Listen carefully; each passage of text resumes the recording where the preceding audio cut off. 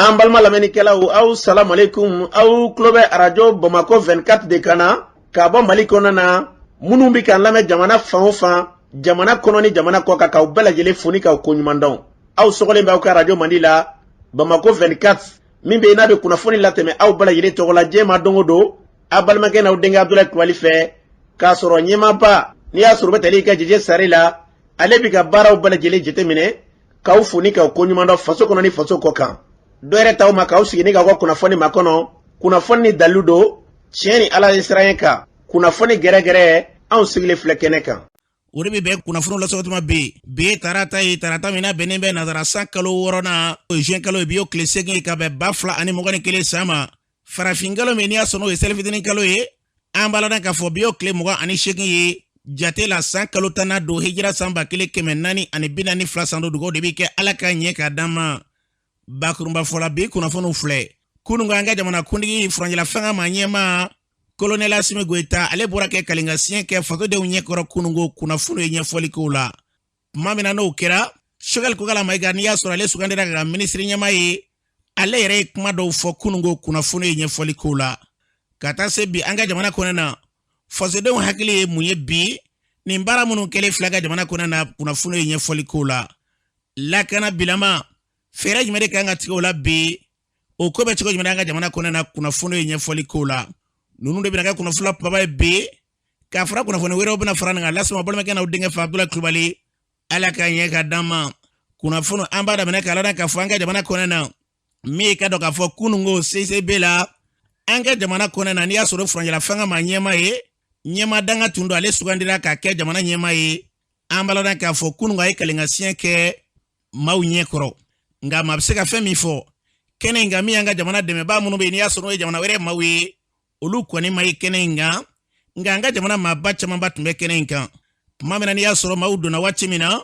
Cour suprême an b'a la k'a fɔ min ye ka dɔn ka fɔ an ka jamana kɔnɔna na kalingasiyɛn baaraw bɛɛ lajɛlen bɛ kɛ olu ɲɛkɔrɔ greffier wulila i ka dɔn k'a fɔ ni ka se ka sɛbɛnfura ka se ka sariya kisɛw k'olu kalan a yirala k'a fɔ ka kumaw kɔnɛ na ko i k'a dɔn ko nin kuma in kalingasiyɛn min bɛ yen ko i k'a dɔn k'a kumaw kuncayara kosɛbɛ.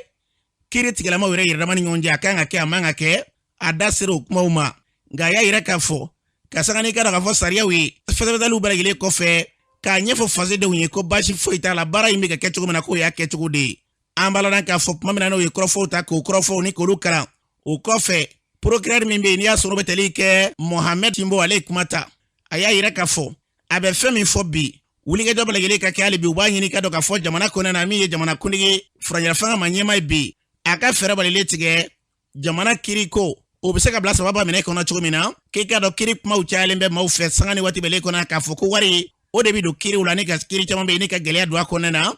ko fɛɛrɛ balile ka se ka tigɛ o baara olu yɛrɛ minnu ye kiritigɛlaw ye walima kiri baarakɛlaw ye u b'o ɲini fɛɛrɛ balile ka se ka tigɛ f'u ka siraw danna cogo min na. An b'a la k'a fɔ o kɔfɛ Asimi Goita a nana kalingasiyɛn kɛ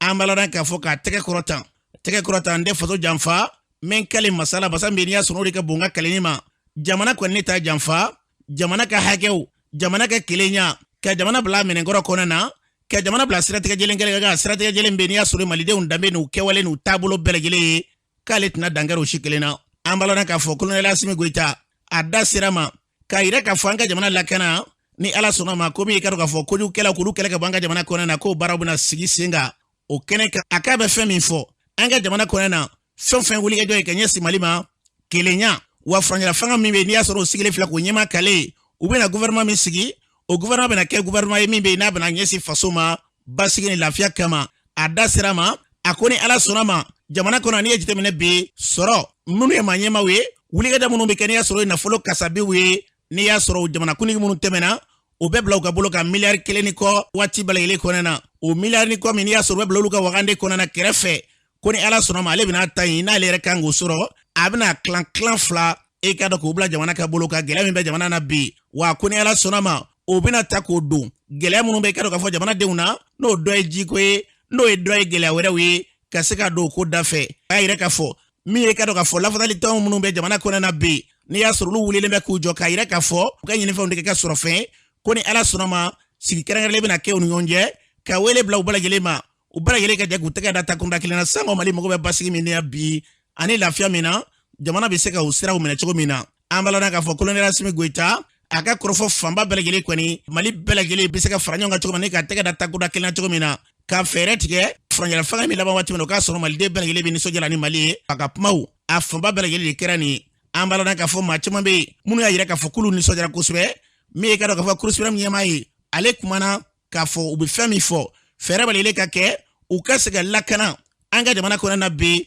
waleyajugu kɛbaaw bɛ fɛn minnu kɛ ka se ka fu siri u bɛɛ lajɛlen dan na Assimi Goïta ka kɔrɔfɔw an balana k'a fɔ jamana kiiritigilamaw kɛrɛnkɛrɛnnenya ka se ka kalinkasiyɛn kɛ kununko kuma minnu bɛ yen n'i y'a sɔrɔ n'o kɛra kumaw la kunbaba ye o de kɛra nin ye Fatori Jaman ka fɔ la k'i k'a dɔn k'Assimi ye kuma yɛrɛ min fɔ ko nin kɛra nisɔndiyakoba ye nin b'a yira k'a fɔ ko taa ɲɛ i n'a dɔn hakililaw b'a la jamana marali kama nka dɔw ka fɔ la k'a kuma caman bɛ yen minnu tɛmɛna i k'a dɔn k'a fanba bɛɛ lajɛlen ye kalinkanw ye ten kuma ɲɛnamaw bɛ fɔ bɛɛ lajɛlen bɛ tɛgɛrɛ fo la su ko ni dugusajɛ cɛ k'i k'a dɔn ko taa ti bɔ si ti bɔ an bɛ dugawu de kɛ min ye k'a dɔn k'a fɔ Assimi Goïta ka taa se kununko a ye kɛlɛni min kɛ fasodenw ɲɛkɔrɔ a kana kɛ fasodenw u ka tila k'a fɔ k'ala ŋun y'a dɔn ye an bɛ dugawu kɛ baara min kalifalen fila ma Mali ka ɲɛta bɛ na sira o sira fɛ yarabe o se masa Adamadi ala k'an ka jamana bila o minɛ kɔnɔna na n'an bɔra yen an balana k'a fɔ o kɔfɛ Choguel Kokala Mayiga sugandira kɛ ka minisiri ɲɛmaa ye an balana k'a fɔ bɛɛ lajɛlen y'i ta fɔ k'a yira k'a fɔ nin min filɛ bi ne M5 kunkolo la k'a fɔ ko fanga taga cogo man ɲi n'a duru yɛrɛ ma ko ye nisɔndiyakoba ye Assimi kɛlen kɔfɛ n'i y'a sɔrɔ ka kalinkasiyɛn kɔfɛ fasoden dɔw b'u hakili di o ko senfɛ Assimi sugandilen kɔfɛ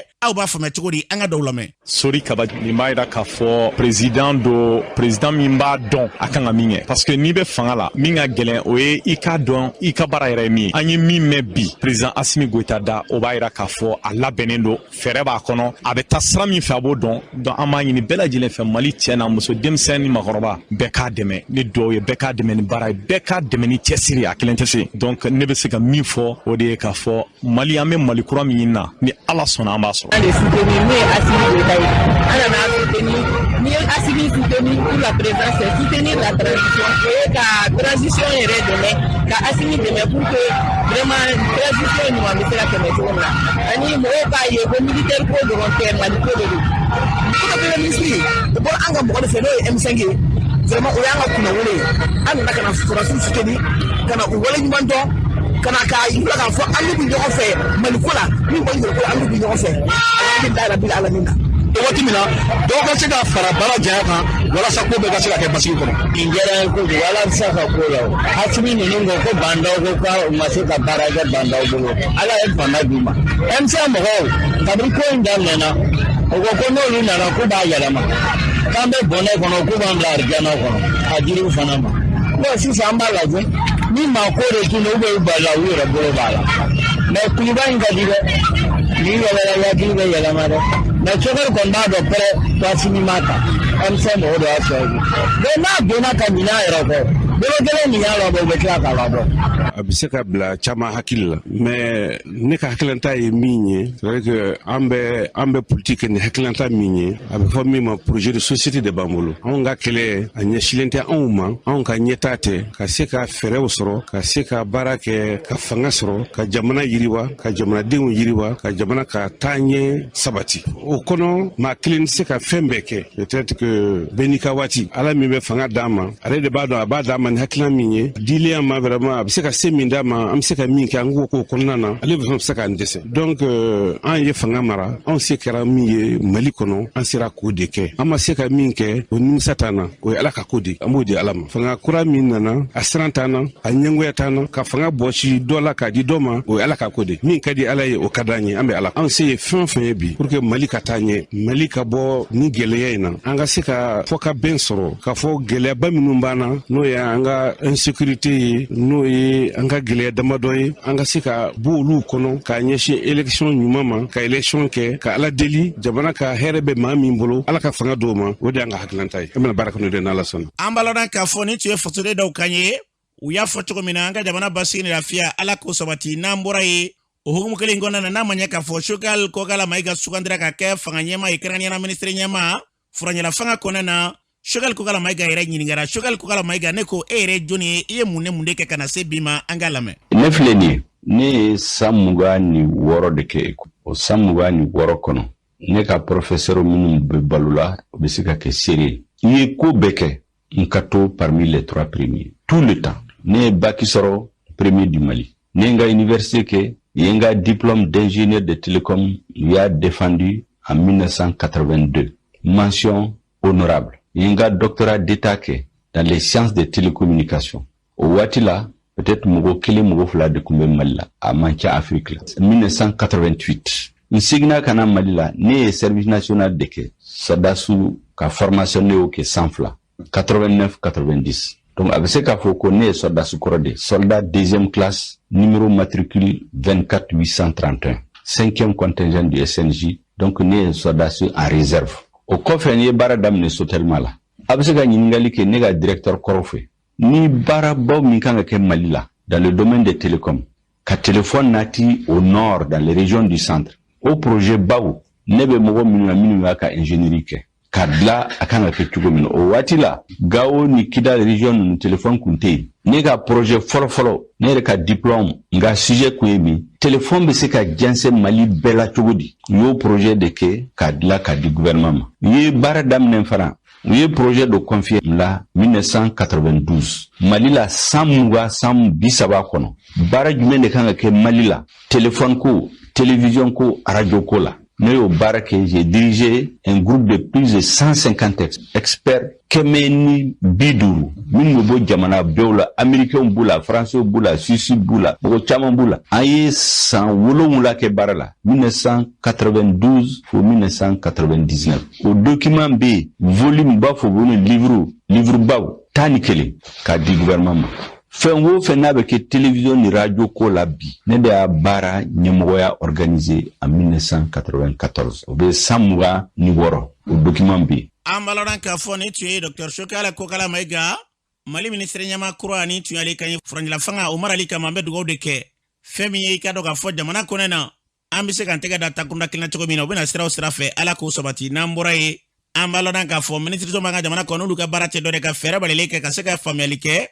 tunga ni gelea munu bebe ni ya surukanga ga jamana kona na ibe kona na wali mebe kogana na ka feretike basi ni lafia bisika malide soro choko mina o kenekan mi karo ministre so matla sila doni ya suru ya secretary general doi ambalaran ka fo betali ka Mohamed Agla ale banye foye albashar angalame un projet mu galeli ke sabe tali ke CDAO jamana olu ka jamana dun ka libre circulation la fo jamana din do ka bo jamana wala ka ta doina ka sura ama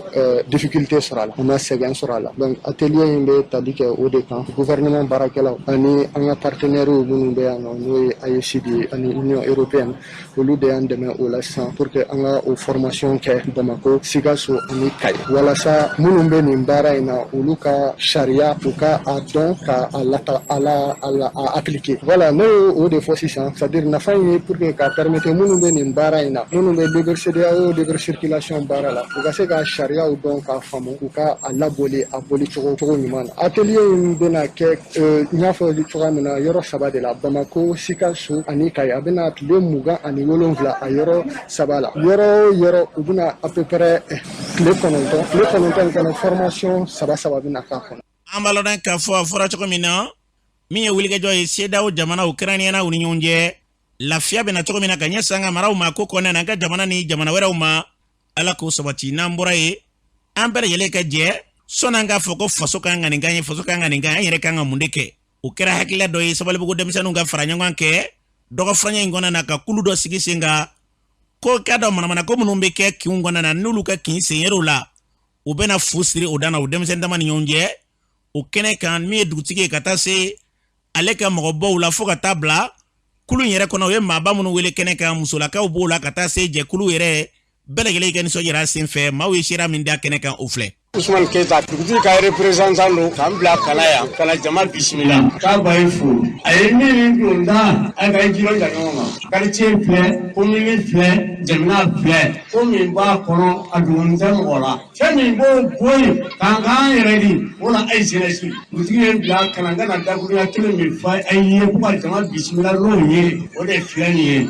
Yango kontana kojugu demsenu ala ka barka dun anawla aka la ngi herema ala ku sabati nyani gi dulu mo la idlo yerela amba musola ka ofu ne ba fo ne ni sokade ni kenega shifin dama ka fara nyonka u ka quartier togola u ka jamana togola kulu ma jowu yerela kulu be na yira anga dugu sigi bawla anga société civile la anga elu la kulu yere be amba fu ye ku ba ugu ko an tɛ sunɔgɔ k'an denw to cogoya dɔw la lahalaya dɔw la quartier kɔnɔ. Commune tɔgɔ la n jigi fara fɔlɔ n'an kelen tɛ se aw ka dɛmɛ de kɔ an b'aw minɛ aw ka kumakanw de ma hakili ɲuman ni minnu nana denmisɛnninw la ala k'u dɛmɛ o kɔnɔ dɔrɔgu nin bɛ dala jeunesse de fɛ n'a fɔra fana a ye wuli ka projet nin empêcher denmisɛnninw de bi kabakurun de ta u bi bɛrɛ de ta u ti taa don maakɔrɔ la koyi u bi donna aw de la ni aw de ko bi k'a ti taa o fɛ an jigi sigira alhamdulilahi rabbil alamin. Tɔɔrɔ kɛ Kulubali ka bɔ Dawudabugu. Ne ni Sabalibugu denmisɛnninw bolo bɛ ɲɔgɔn bolo. An faralen bɛ ɲɔgɔn kan yɔrɔ caman na. U bɛ wele bila ne ma k'u bɛ kana jɛkulu dɔ fara ɲɔgɔn kan yan nɔ. Sinfinw walasa ka kuma problème b'u ka sigida la. Ka se k'o fɔ jamana mɔgɔw ye cogo min, ka se ka solution ɲini a la, a bɛ se ka ɲɛ sɔrɔ cogo min. U kan ka stratégie min ta ka dɛmɛ min ta ka baara kɛ. Ne sera yan nɔ, ne yɛrɛ ye min ye, a ye ne nimisi wasa parce que kuma caman fɔra n yɛrɛ y'a ye yan Sabalibugu denmisɛnninw u faralen bɛ ɲɔgɔn kan, u bolo bɛ ɲɔgɔn bolo. Donc ne ye ko caman ye yan nɔ, a bɛɛ ye ka sigida taga ɲɛ. Tagalen ɲɛfɛ an fana bɛ se k'o ɲɔgɔnna kɛ an ka sigida la. Ne bɛ min fɔ n balimamuso tɔw bɛɛ ɲɛna bɛɛ k'a dɔn cɛw bɛ se ka fɛn o fɛn kɛ sigida taɲɛ la an musow fana bɛ se k'a kɛ. Bon alhamdulilayi laɲini min tun b'an fɛ bi ka se Sabalibugu jeunesse ka laɲini kun de ye nin ye a sigi kun ti dɔwɛrɛ ye marakojuguya min bɛ Sabalibugu kɔnɔ ani denmisɛnninw donnen bɛ dɔrɔkutaw ni kalabanciya ko minnu na ani motoninta minnu na. Bon an y'a ɲini ala fɛ ko an b'a ɲini an ka maires ni an ka dugutigilakaw fɛ ani société civile bi n ko an bɛ fɛ ka na u lasigi ka na an kun n'an kantigɛ da yira u la mara kɛko ɲuman ani lakana kɛko ɲuman parce que n'i ye Sabalibugu ta k'a jateminɛ i b'a ye k'a fɔ ko mara tɛ Sabalibugu jeunesse tiɲɛnen bi an ka denmisɛnninw u bɛ dɔrɔgu ta u bɛ joint min u bɛ banɛni kɛ u bɛ fanɛni kɛ n'i sera min ba n'a fa ma u b'a fɔ non ne den tɛ nin kɛ c'est anw yɛrɛ ye mara tiɲɛ pour que ka se k'an dɛmɛ bi mara kɛko ɲuman na bi jeunesse wulila an ti fɛ bilen jɔnmaya ani kalabanciya ka don an ka quartier kɔnɔ bilen o de y'an wulikun ye bi ka famaw wele k'an ka kantigɛ daw yir'u la. Tɔgɔ ye Lasana Jara mais bɛɛ bɛ n bolo Baba wala Baba Jara. Laɲini min b'an fɛ an nana jateminɛ c'est à dire an ka sigida la bɛn tɛ yen bon ni bɛn dun tɛ yen foyi tɛ ɲɛnabɔ donc an y'a ɲini bɛɛ fɛ c'est à dire an ka bɛn kuma bɛn kan fɔlɔ ni bɛn kɛra bɛn kan gɛlɛya caman bɛ yen nɔ ɲɛ bɛ sɔrɔ o la. Ne tɔgɔ ye Salif Sangare an bɛ fɛ ka bɛɛ de fara ɲɔgɔn kan Sogolo kɔnɔna na pour le développement du quartier. An yɛrɛ ka ɲɔgɔn sɔrɔ nin kulu la ni leader in bɛɛ a ma mɛn a kɛla sunkalo kɔnɔna na an y'a labɛn ko ni sunkalo banna ka seli tɛmɛ an m'a kɛ bon ni meeting fɔlɔ ye mɔgɔ si ka nafolo t'a la mɔgɔ si ka matériel t'a la an mun denmisɛnnin mun sɔnna an ka mɛ nin baara kɛ anw de ko taala an sigi ka budget bɔ a bɛnna wari ma an ko an da dɔ fɔ bɛɛ nana n'o ye ne la wasala ne nisɔndiyala an mɔgɔw tun bɛ mɔgɔ mun na ka na an ka kumakan f'u ye a faama sela kɛnɛ kan denmisɛnnin kun ka ca an balakaw kun ka ca donc j'espère que an ye kumaw fɔ a bɛna faamu. An balɔdan k'a fɔ nin tun ye Sabalibugukaw kan ye kɛnɛ in kan min ye ka dɔn k'a fɔ u sigiɲɔgɔn dɔ bɛ yen n'i y'a sɔrɔ o ye polisilaka ye an balɔdan k'a fɔ n'o ye Abdulmajid Dambele polisi syndicat maaba falen don ale tun bɛ kɛnɛ kan ale yɛrɛ kuma min fɔ o filɛ. Ne tɔgɔ ye Abdul Aziz Dambele polisi syndicat ɲɛmɔgɔ in ye polisi lafasali tɔn o ɲɛmɔgɔ in ye n'o bɛ wele ko syndicat renouveau de la police. Sabalibugukaw de ye ne kɛ fɛn bɛɛ ni n ko k'an kɛ fɛn bɛɛ n seli kɛnɛ kan bi o ye Sabalibugu jeunesse bonya kama ye n ka objectif yɛrɛ mun ye o ye polisi di a ka population bɛ se ka gɛrɛ ɲɔgɔn na cogo min na o ye n ka objectif ye communauté Bamakɔ yan n ka club des amis tɛ yɔrɔ min mais a club des amis a jama fanba a bɔra Sabalibugu n'o tɛ ne yɛrɛ bɛ garanti ye donc maintenant n ka se kɛnɛ kan bi o ye jeunesse ka bonya ye n'o ye CNJ parce que a ka bon hakili ma n'i ye tentige nin kɛnɛ kan i b'i yɛrɛ ɲininka a nana mun anw de ye kelen an k'an bolo di ɲɔgɔn ma an bɔra aw la an bɛ tila ka sigi aw la an tɛ kɛ foyi ye n'aw tɛ an bɛ ka Mali de bila sanfɛ an denmisɛnninw ne kelen ka baara sɔrɔ o tɛ baara sɔrɔli ni bɛɛ ye baara sɔrɔ o de ye baara sɔrɔli donc ne bolo bɛ civil bolo bi n bolo b'u bolo sini ka Mali bila sanfɛ u bɛɛ k'u sago sɔrɔ donc n'an y'an bolo di ɲɔgɔn ma k'a dɔn nin bɛ anw de ye a bɛ ka anw de ka sécurité assurer je pense que fɛn caman bɛ faamuya hakɛto b'a la salala waleya. An balɔdan k'a fɔ ni tun ye polisi syndicat ɲɛmaa a y'a fɔ cogo min na kɛnɛ in kan min ka dɔn k'a fɔ tɛgɛ di ɲɔgɔn ye o kuma min bɛ ka laɲini kɛnɛ kan k'a fɔ denmisɛnninkaw ka fɛɛrɛ balalen tigɛ u bɛ se ka dɔn k'a fɔ kojugu walima wulikajɔ minnu bɛ kɛ olu bɛ se ka dabila cogo min na o y'a kunba de u y'a fɔ cogo min na nka fɛn min ka dɔn k'a fɔ wulikajɔ ye basigi ni lafiya kama denmisɛnninw ka fara ɲɔgɔn kan ni k'u tɛgɛ da takuruna kelen na kojugukɛw ka dabila u ti ɲɛ cogo si kan n'i y'a sɔrɔ maakɔrɔw n'olu ma fara denmisɛnnin minnu bɛ na hakilila ta bɛɛ den kɛra baba kumandan ye kan ka se ka da maa si ta ye sango ka tɛgɛ da u ɲɛ kan k'o to mara kɔnɔna na mara kɛcogo tɛgɛ di ɲɔgɔn ma walima ka mara kɛcogo kojugukɛ ka dabila gɛlɛyaba bɛ don na dɛ maa ta ti bugɔ bilen fɔlɔ ye den kun ye bɛɛ ta ye a kun ti fɔ k'e yɛrɛ den don nka a kɛlen bɛ bi n'i magara min ta la ko n yɛrɛ ma min d'a kan k'i ka dɔn a ka n'o d'a kan walima de yɛrɛ bɛ kojugu kɛ a bɛ taa dama walima ala dɔw ko ale b'u minɛ ka taa n'u ye dama o dugusajɛ i bɛ somɔgɔw ye wulikajɔ bɛrɛ yiri la ka fɛɛrɛ bɛɛ tigɛ f'u bɛ kasi a nɔfɛ k'a sɔrɔ n'u kumana e ka de maa min ye kɛnɛyala la guwa f'i ye ko nin den ŋɔni e ka dɔn ko ne ma nin ɲɔgɔn ye an ka faso kɔnɔna na walima ne tɛ nin ɲɔgɔn yɛrɛ dɔn an ka taabolo la ni fɛn y'a sɔrɔ mago foyi t'a la nka fɛn ka n'a sɔrɔ dɛ an bɛ dugawu kɛ ala ka hakili ɲuman d'a ma denw n'u kɛra baba kumandan ye d'a ma duw kɔnɔna na nisɔngɔ fɔlɔfɔlɔ minɛ faw de fɛ an ka dɔn fɛn fɛn ka di den ka di dɛ nka a fitinima ye bɔgɔ kɛnɛ ye n'i y'a lamɔ ni sira min n'a jara n'o ye dɛ o de bɛ kɛ sɔrɔ ye don nataw kɔnɔna na ale ye siniɲɛsigi ye nka n'a fɔra ko foyi t'i bɔ a bolo bi k'a sɔrɔ e ka bi ko ala ye e ɲɛ filɛ walima fɛn yɛrɛ t'i bolo bi nka foyi tɛ ka maga den la o dɔ bɛ mara kɔni a ɲɛni bɛ gɛlɛya de ala ka hakili ɲuman d'a ma n'an bɔra yen an b'a lɔn k'a fɔ bi min ye ka dɔn k'a fɔ an ka jamana kɔnɔ na k'a dɔn k'a fɔ burukinakaw fɛ kunna siniko gɛlɛya min bɛ yen n'i y'a sɔrɔ n'o kɛra ka maa 100 ni kɔ bɛɛ lajɛlen bɔnɛ nin na walajugu kɛbaw fɛ o min kɛra maliden minnu bɛ yen n'i y'a sɔrɔ n'olu bɛ burukina walima burukinakɛ minnu bɛ yen n'olu bɛ mali kɔnɔna na yan nin bɛɛ ye kelen ye an kɛrɛfɛ jamana dɔw farala ɲɔgɔn kan kununko ka tasibila dɔw kɛ o kɔfɛ ka yɛrɛ ka fɔ nin min kɛra ko a tɛ bɛn yɔrɔ la fotoden dɔw b'u kan di a ko senfɛ an ka maliden dɔw lamɛn n'i t'a dɔn an bɛ yɔrɔ min sisan adamaden yɛrɛ bɛ se ka adamaden ɲɔgɔn faga i b'a fɔ wulu i b'a fɔ bagan n t'a dɔn an b'a fɔ jihadisiw de wa an b'a fɔ terrorisiw de wa vraiment ala k'an kisi ni mɔgɔ ninnu tɔɔrɔ ma burkina ta in kɛra don min na ne yɛrɛ personnellement ma se ka sunɔgɔ a ye sunɔgɔ tigɛ ka bɔ ɲɛ na parce que nin kɛra burkina de c'est vrai mais a bɛ se ka kɛ mali ye mali ni burkina an bɛɛ de ye kelen ye vraiment an ni bɔnɛnen don a ko la kojugu an diminen don a ko la jamanadenw ni o ye fɛnba ye dɛ ka taa bi dugu kan dugu kelen mun bɛ ka mɔgɔ bɛɛ faga o kuma sécurité kun bɛ min fɛn in mun kɛra burkina a ma ɲɛ parce que nin ko in filɛ nin hakili de bɛ se k'a ɲɛnabɔ n'o ye kuma ɲɔgɔnya ye a kɛra maliyɛnw ye a kɛra nigériens ye a kɛra burkinabé ye u ka table d'attente ɲini ka kuma nin ko ninnu ka dabila famaw kan ka dankari de kɛ nin ko jugu bɛ se ka dabila u ka siègew bila yɔrɔ la dugu ni duguw ni ɲɔgɔn cɛ u ka baziw sigi ye lala nin ko ka se ka dankari ka se ka ko la jamanaw de don an bɛɛ bɛ furancɛ kelenw de la alors an kan k'an se don ka kɛlɛ kɛ ɲɔgɔn fɛ kɛlɛ min b'an bɛɛ lajɛlen kisi an n'an bolo fɛnw lajɛlen weleweleda min kɛ an ka faamaw ye u ka wuli k'u jɔ pour que anw fana ka anw denw ka sini ɲɛsigiw bɛ se ka ɲɛ cogoyasi min na anw denw fana bɛ se ka fɛn dɔ sɔrɔ ka fɔ an ka jamana kan cogoyasi min na ne kɔni b'a fɔ burukinabew ɲɛna minnu tanyana yen nɔ ko ala k'u dayɔrɔ nɛmaya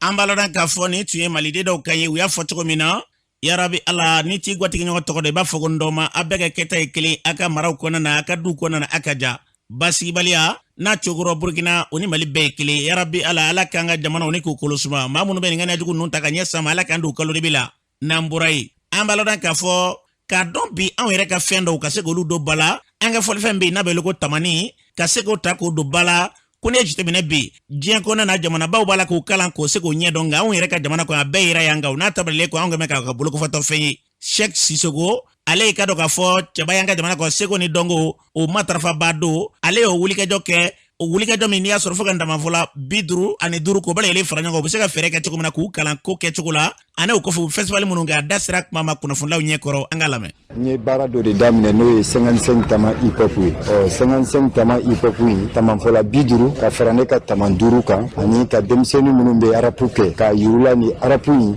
fɛn lankolon tɛ i bɛ fɛn sɔrɔ a la ka sɔrɔ a ma kɛ nɛni ni ɲɔgɔn kilasiw ni fɛnw ye parce que ne taara 2016 Belfort n taara festival dɔ la ni jeune rappeur saba de taara ɲɔgɔn fɛ o festival yɛrɛ la à part Amadou et Mariam moi j'ai été le deuxième personne malienne à mun jira a kɛnɛ kan festival bari bon Roskilde fana la n taara ni denmisɛnninw ye ni tigɛndiya fana ye ɲɔgɔn bɛɛ ye bon n bɛ ka denmisɛnninw dɛmɛ de u k'a dɔn nin baara in n bɛ se k'u kɛ fɛn bɛɛ ye u bɛ ka taa biti minnu ta nin bɛɛ bɔra yan de nin bɛɛ bɔra yan historiquement nin bɛɛ bɔra Mali la donc yanni u k'a ko ye u ka an k'an base an yɛrɛ ta in kan n'o ye filen ni balafɛnw ni kalibasiw hali ko dɔw bɛ yen olu bɛ kɛ sisan ni ne yɛrɛ b'a contre la DJw bɛ balani show minnu kɛ carré kɔnɔ fɔlɔ bala yɛrɛ de tun bɛ wele ka baara fɔlɔ fila sigi kɛrɛfɛ npogotigininw tun bɛ wariw fara ɲɔgɔn kan u b'a ɲɛnajɛw kɛ en live même mais olu bɛɛ bɛ ka tunu an k'an ka fɛɛrɛ kɛ ka ɲɛɲini pour que an ka ladala folifɛn ninnu u kana tunu parce que ne taalen Amérique ne yɛrɛ tun t'a dɔnbaga ye denmisɛnnin fitininw ye question dɔw posé ne kun tama kan ani Suède ni Danemark n'a sɔrɔ n tun t'a dɔn n bɛ malo parce que bibliothéque de don u bɛ taa kalan de olu b'a ɲɛɲini k'a dɔn bon an dun fɛ yan o tɛ yan an bɛ baara min kɛ jamana yɛrɛ la ya peuple ta an ka baara kɛ comme il faut bɛ giriwali fɛnw de kan Nigeria notu ni wɔlɔfɔw n'u ka mun bɛ a tɛ nin jamana si la o de ye n ka hakilina ye pour que k'an ka fɛnw valoriser ka denmisɛnninw encourager bɛɛ ma da faransi ta kama bɛɛ ma da biro kɔnɔ baara kama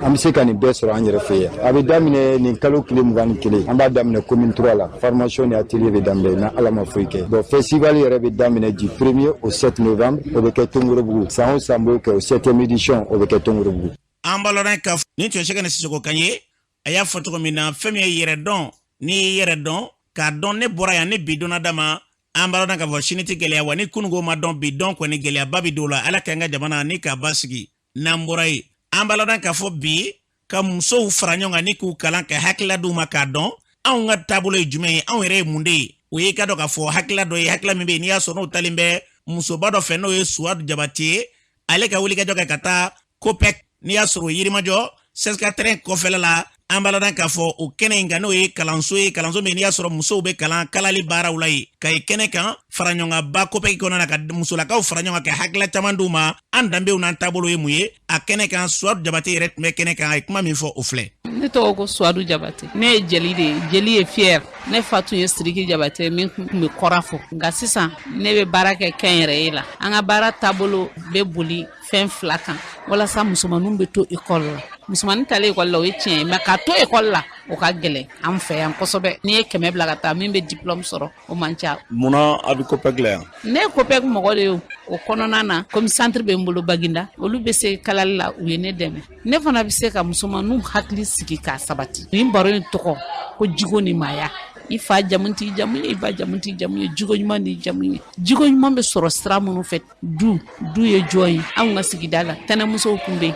faniciniw bɛ yen fɛn caman bɛ an ka sigida la a bɛɛ de tɔgɔ yɛlɛmana ka kɛ tonton tanti olu ye taabolo ye mun ka gɛlɛn kosɛbɛ e fa kɔrɔkɛ o ye buwakɔrɔba ye i fanicini o ye n benɔgɔ ye dɔw b'a fɔ to dɔw b'a fɔ ko buwancini n'a fɔra o ma ko tonton i bɛnkɛ fana bɛnkɛ n'a fɔra o fana ma ko tonton jɔn ye jɔn ye tonton ni tanti a bɛ kole dɔw ka réalité la par exemple tubabukan fɔlɔ b'a fɔ min ma ko cousin anw fɛ yen o tɛ cousin ye par exemple e fa kɔrɔkɛ den o tɛ cousin ye o ye kɔrɔkɛ de ye i fa dɔgɔcɛ den o ye dɔgɔnin de ye i cousinw ye kalɛmɛ olu bɛ yen mais e ni maa min ye jeli kelen kabila kelen i cousin munna an tun bɛ k'o différence fɔ u ɲɛna ni min yɛrɛ dɔn i t'i yɛrɛ nafa i tɛ se ka mɔgɔ wɛrɛ nafa an ye baro k'o kan an ye baro kɛ musoya taabolo kan e y'i fa bonya k'i ba bonya ni min cɛ fa bonya k'a ba bonya cɛlasigi ma bɔ dɛ. I da sera o kɔrɔfɔ minnu ma bi ninnu dɔnnen don aw bolo ani fɔlɔ maraw tun bɛ kɛ cogo min na denmisɛnninw tun bɛ nin caman de olu b'a kɔrɔ dɔn aw minnu ye dɔnni kunun na ka se bi ma aw ye nin dɔn mun na denmisɛnninw ma dɔn bi.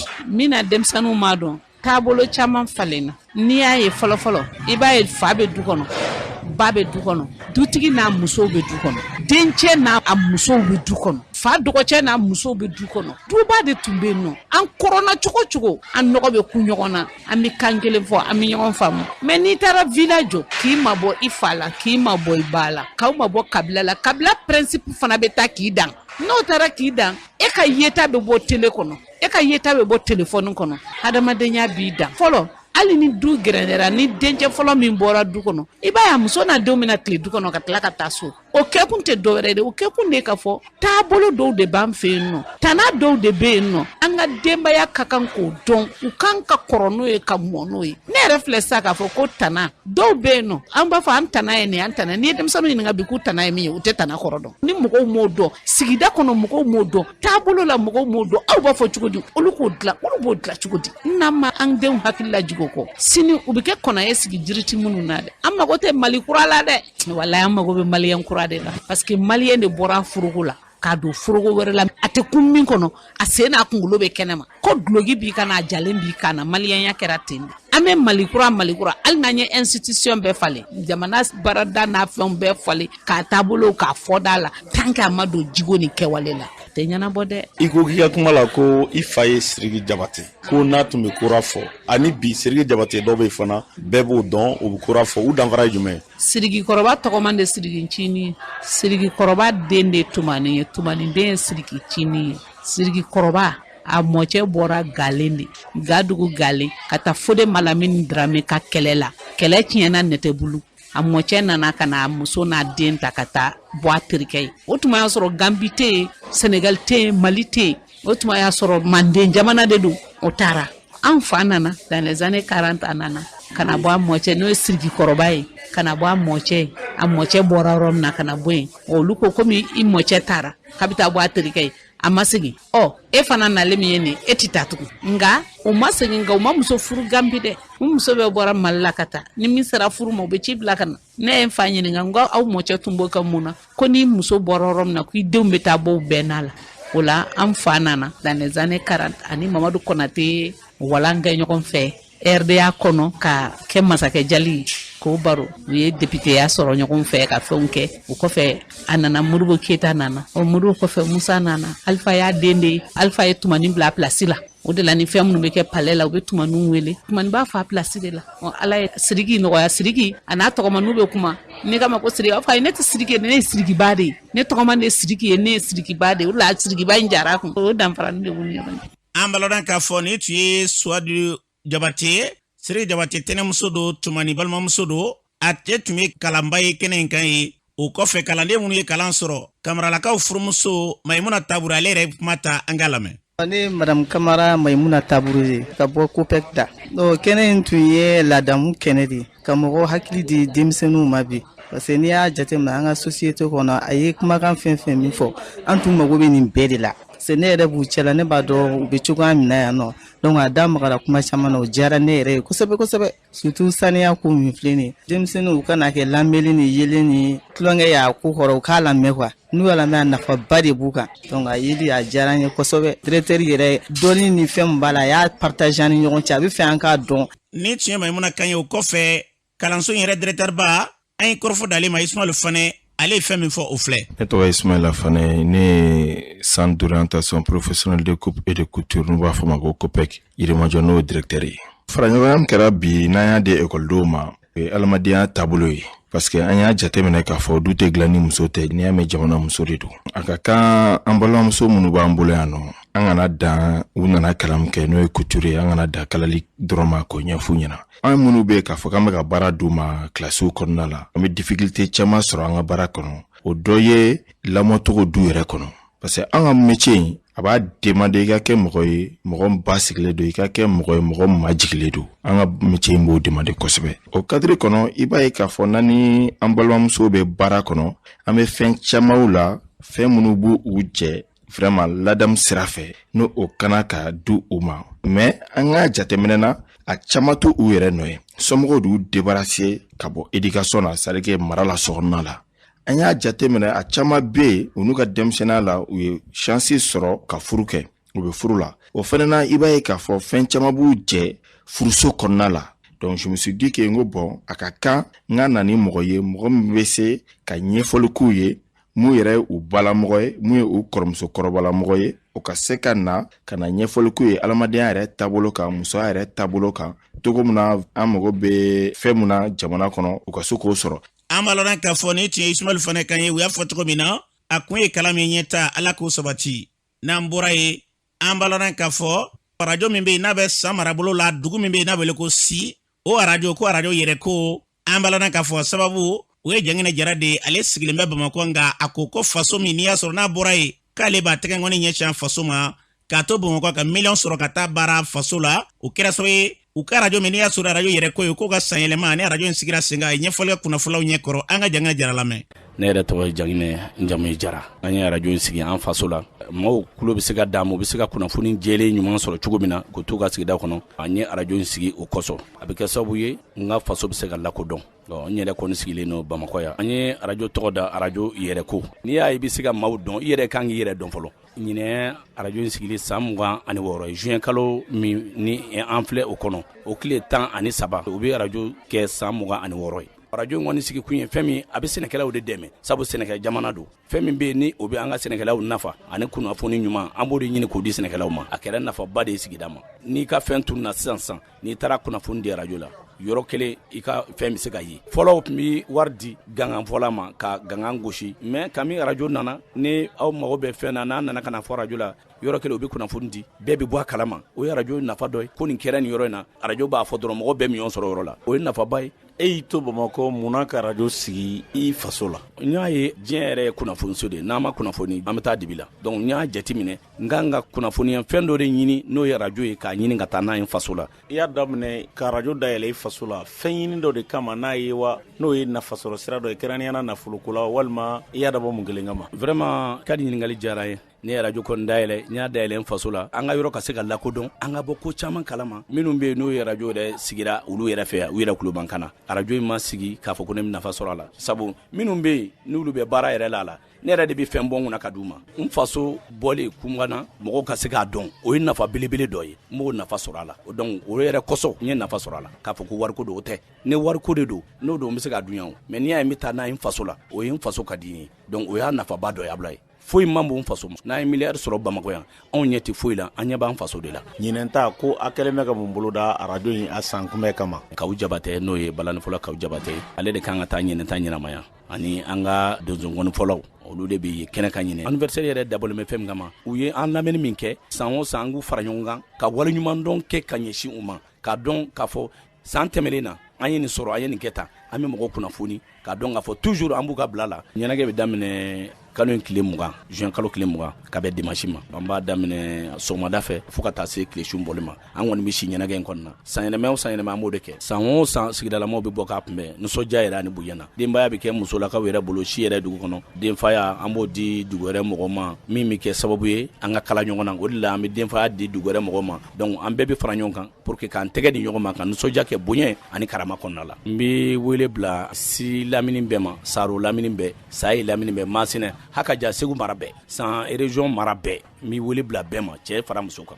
an b'a ɲini ala fɛ bɛɛ kana ka bɔ ka caya an ka baara in kɛ nisɔndiya ni farifoni na aw kumakɛlaw yɛrɛ ni aw ɲininkalikɛlaw n bɛ aw yɛrɛ fo aw ka cɛsiriw la n tɛ se ka bɔ kuma na k'a sɔrɔ n b'an ka radio baarakɛlaw yɛrɛ fo sabu ko in kɛra cogo cogo a tɛ se ka taa ka radio baarakɛlaw to n b'u fo k'u waleɲuman dɔn u ka cɛsiri ani u ka muɲu na n bɛ dugawu kɛ halisa ala ka dɔ fara cɛsiri ni muɲu kan sabali min b'u la ala ka dɔ fara u kan sabu radio baara ma nɔgɔ kamu ye baara in daminɛ n fɛ n ma foyi ye u fɛ ne bonya tɛ ka ɲɛsin ma k'a daminɛ radio directeur la ka na se n ka gardien ma vraiment n b'u bɛɛ fo k'u waleɲuman dɔn u ka cɛsiri la foyi t'u fɛ ka ɲɛsin ma ne bonya ni karama tɛ fo ni n ye nkalon da u la sinon bɛɛ bɛ n bonya bɛɛ bɛ n karama. An b'a lɔn k'a fɔ ni tun ye Jangina Jara kan ye a y'a fɔ cogo min na fɛɛrɛ fɛn o fɛn bɛ n'i y'a sɔrɔ o sigi kun tɛ dɔ ye dɛ ka se ka ɲɛsin faso ma ala k'o sabati n'an bɔra yen an bɛ taa jamana kɔ kan na Mohamed Samake mun b'e bolo bi. An karamɔgɔ y'a fɔ cogo min na kunnafoni an b'a daminɛ an bɛ taa RDC jamana kan an b'a ladɔn k'a fɔ mai kalo tile 22 tɛmɛnen na fɛn min ye dugukolo yɛrɛ min kɛra RDC kaw fɛ yen an b'a dɔn k'a fɔ a cɛnni kɔni ka a dagosi bonyana kosɛbɛ kunnafoni ka fɔ la a kɛra sababu ye ka maa 30 ɲɔgɔn na olu kɔni bɔnnaw ne na a kɛra sababu ye ka du 30 ko olu bɛɛ lajɛlen kɔni k'u sɛbɛkɔrɔ tiɲɛ fɔ fɛn min ye kalanso ye ka taa se kɛnɛyaso ma ko olu caman kɔni tiɲɛna ni sen fɛ an b'a dɔn k'a fɔ an bɛ don min na ko bi fɛn min ye bila officiel ye ko a kɔni sɛbɛkɔrɔ gɛlɛyara RDC kaw fɛ yen n'an bɔra yen an bɛ don Nigeria jamana kan an b'a dɔn k'a fɔ Nigeria kaw fɛ yen walejugu kɛbagaw kɔni wulikajɔ kɛ ka ɲɛsin Nigeria duguden 7 ɲɔgɔn ma ɲɔgɔn fɛ mais kunnafoni ka fɔlɔ a yira la k'a fɔ ko ni maa kɔfɛla ninnu ka wulikajɔ kun tɛ dɔwɛrɛ ye walasa ka nin yɔrɔ kɔfɛla ninnu ka baganw kɔni ta n'o ye misiw ye ka se olu cɛ ka taa n'o ye o senfɛ o ni dugulamɔgɔw kɔni karila ɲɔgɔn na o fɛn min ye maa 80 ɲɔgɔn na ko olu kɔni bɔnna ni olu de la n'an bɔra yen an bɛ don Centrafrique fɛ yen an b'a dɔn k'a fɔ cakɛda min n'an b'a wele ko Orange ale cakɛyɔrɔ ba dɔ ko tasuma kɔni wulila o la Centrafrique fɛ yen tasuma min n'an b'a wele ko incendie k'a kɔni kɛra sababu ye ka se ka u ka minɛ caman ka olu bɛɛ lajɛlen kɔni olu sɛbɛkɔrɔ tiɲɛ n'an bɔra yen an bɛ don Niger kaw fɛ yen Niger kaw fɛ yen an b'a dɔn k'a fɔ Niger a duguden min n'an b'a wele ko Banga ko fɛn min sanu wɛrɛ dɔ bɛ yɔrɔ kɔfɛlen na nin sanu wɛrɛ nana kari don juin kalo tile 6 Chine jamanaden maa 2 kɔni ko olu kɔni welegula maajugu dɔw fɛ nin walejugu kɔni kɛra sa k'a daminɛ kari don la ka n'a bila fo an filɛ yɔrɔ min na sisan ko nin maa kɔfɛlen ko ɲininiw bɛ sɛnɛ ko kibaruya jɔnjɔn foyi ma sɔrɔ nin maa kɔfɛlen na kunnafoni kaw fɔ la ko nin y'a siɲɛ fɔlɔ ye ko Chine jamanaden ale kɔni ka minɛ Niger kaw fɛ yen n'an bɔra yen an bɛ taa Tchad kaw fɛ yen an b'a ladɔn k'a fɔ dɔ farancɛ tɛmɛnen na fɛn min ye jajugu dɔ ye n'an b'a wele ko video choquante ko ale kɔni yera bɔlɔlɔ sanfɛlaw la Tchad kaw fɛ yen kunnafoni kaw fɔ la ko jajugu ni kɔni y'a lajɛ sisan i b'a ye k'a fɔ o musolaka dɔ ni ale yɛrɛ sisa bɛ se san 15 ɲɔgɔnna ma ko fɛn min ye mɔgɔ dɔ ye a bɛ se mɔgɔ caman kɔni ma ko olu kɔni bɛ ka bingani wale ta ka ɲɛsin musolaka in ma kunnafoni kaw fɔ la ko ni cɛlamɔgɔ ninnu yɛrɛ ko u bɛ se maa caman kɔni ma ma ko wa ami mi wele ko viol collectif no de ka bingana wala ta kanya sama chani musa srafe ko ni ma ko fulan ko nyesini musulakane ma kuna fono fuka fola ko ni chalaka nu ko sekasolo ya ira ka foko ami munu wele ko fils de haut gradé femi tarifin tigi jalati bawe ko abe ulu ko ndewne ko kuna fono ka fola ira ka foko femi shera kisa ko na foko enquête judiciaire ko ko ni dal la ka nyesini ma ko fulan ma ankramo ami so ko ko fono ka nyesini ala ba ma bitrato na ola kuma fada tuni ambe dugo ke yarabi ala ka balele nogoya basi ni lafiya ko sabati jen kono na ka nogoya ko ke bada yi ankele na balele tola